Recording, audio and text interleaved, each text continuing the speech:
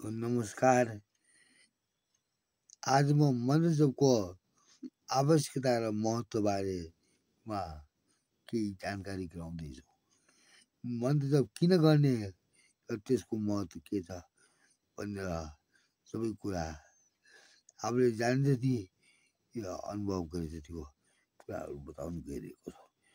यस सृष्टिको उत्पत्ति हुनुभन्दा अगाडि ओमकारको मात्रै अस्तित्व थियो। त्यसपछि यस ब्रह्माण्डको सृष्टि भयो।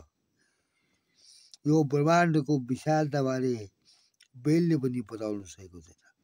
यो ब्रह्माण्ड यति विशाल छ कि हामीले ध्यान योगबाट पनि थाहा पाउन सक्दैनौँ। यस ब्रह्माण्डमा हरेक लोकहरू छन् भनिएको छ। यस ब्रह्माण्डमा 24वटा सूर्य छन् र प्रत्येकको आफ्नै सौरमण्डल छ भनिएको छ। मानिस भन्दा धेरै विकसित प्राणीहरू पनि छन् भनेर बताएको छ।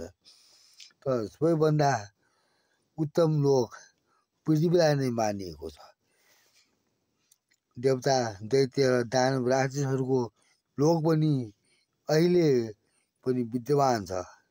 गीतामा भगवान् श्रीकृष्णले भन्नुभएको छ, यदा यदा हि धर्मस्य ग्लानिर्भवति भारत अभ्युत्थानं धर्मस्य तदात्मानं सृजामि। यसको अर्थ हो, जब यस पृथ्वीमा पाप बढ्दै जान्छ, धर्म लोप हुँदै जान्छ, अनि म साधुहरूको रक्षा गर्नुको लागि बेला बेलामा अवतार लिन्छु भनेर भगवान् कृष्णले गीतामा अर्जुनलाई बताउनु भएको छ।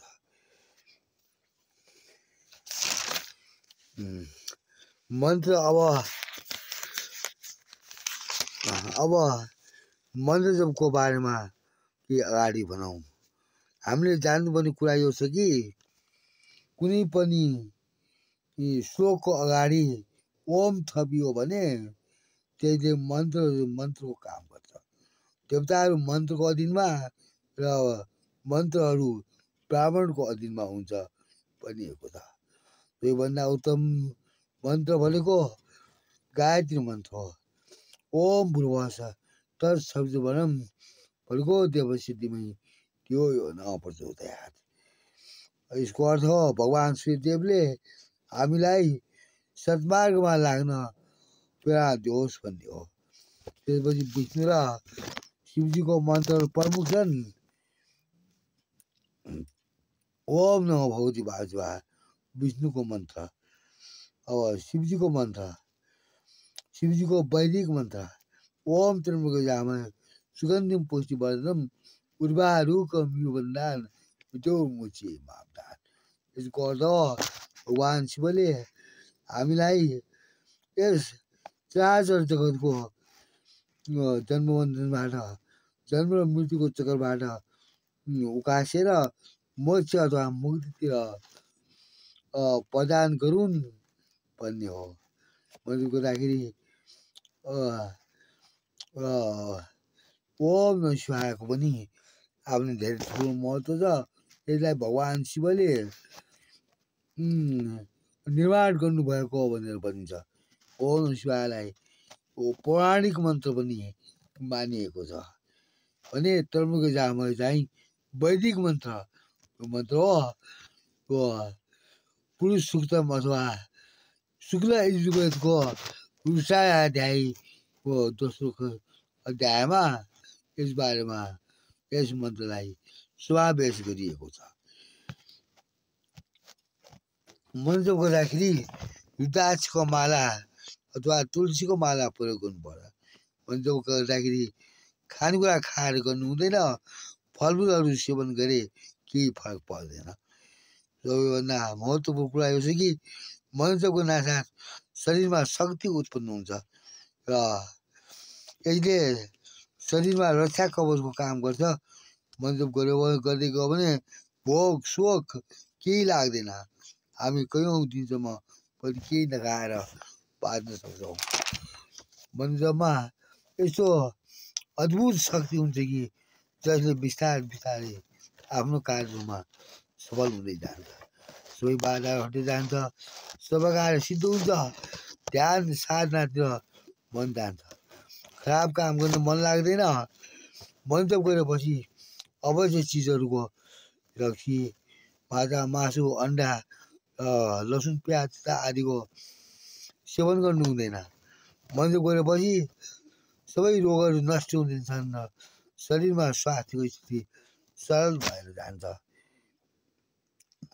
भगवानमा विशेष आस्था र भक्ति गर्नुपर्ने देखिन्छ, तन मन शुद्ध पार्नुपर्छ, नत्र भने मन जप गरेको सबै विफल हुन्छ।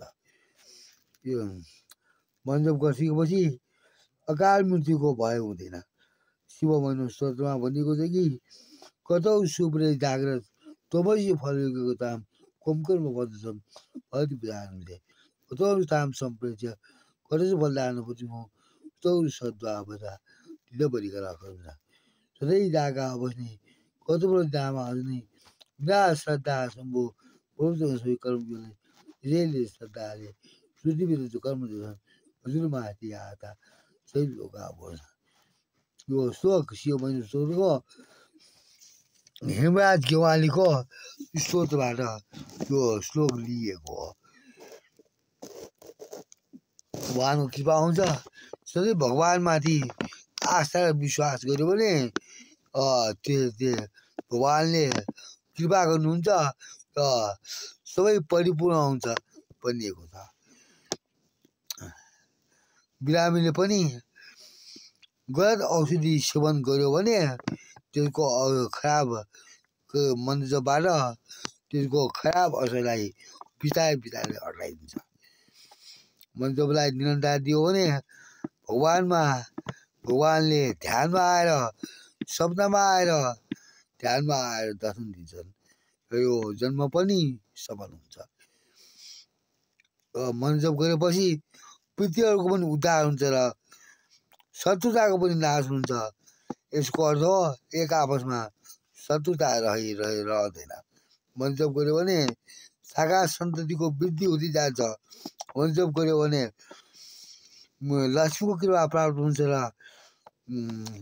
आत्मा र परमात्माको बिचमा सम्बन्ध हुन्छ र शरीरमा विशेष प्रकारको शक्ति कम्पन उत्पन्न हुन्छ।